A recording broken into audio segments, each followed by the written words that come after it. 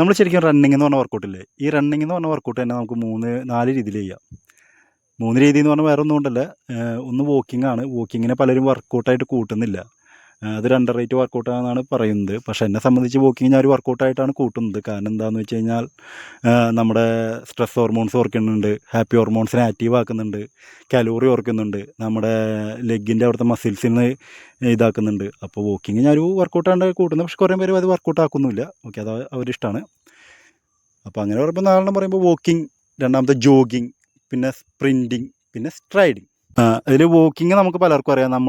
നമ്മുടെ എനർജിയുടെ കുറച്ച് യൂസ് ചെയ്തിട്ട് നമ്മൾ ഓടുക, പതിയെ ഓടുക, പ്രകൃതി ഇതൊക്കെ ആസ്വദിച്ച് അത് ഓടുന്നതിനാണ് ജോഗിങ് എന്ന് പറയുന്നത്. അത് നമ്മുടെ ഭൂരിഭാഗം പേർക്ക് അറിയാം. പിന്നെ തന്നെയാണ് സ്ട്രൈഡിങ്. സ്ട്രൈഡിങ് ആണ് നമ്മൾ കുറച്ച് പേർക്ക് അധികം അറിയാത്തത്. സ്ട്രൈഡിങ് എന്ന് പറഞ്ഞാൽ നമ്മളൊരു 65% 70% നമ്മുടെ എഫർട്ട് എടുത്തിട്ട് നമ്മൾ ഓടുന്നതിനെയാണ് സ്ട്രൈഡിങ് എന്ന് പറയുന്നത്.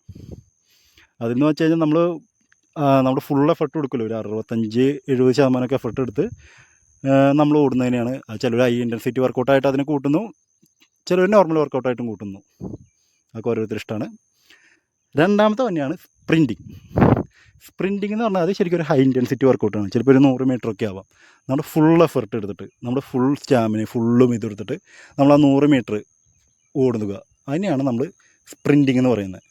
എൻ്റെ 4 രീതിയിലാകുമ്പോൾ വോക്കിംഗ്, ജോഗിങ്, സ്ട്രൈഡിങ്, സ്പ്രിൻറ്റിങ്. ഇപ്പോൾ വോക്കിംഗ് എന്താണെന്ന് വെച്ചാൽ നിങ്ങൾക്കറിയാം, ജോഗിങ് അറിയാം, സ്ട്രൈഡിങ് അറിയാം, സ്പ്രിൻറ്റിങ് അറിയാം. ഇനി അടുത്ത വീഡിയോ ആയിട്ട് പിന്നെ കാണാം.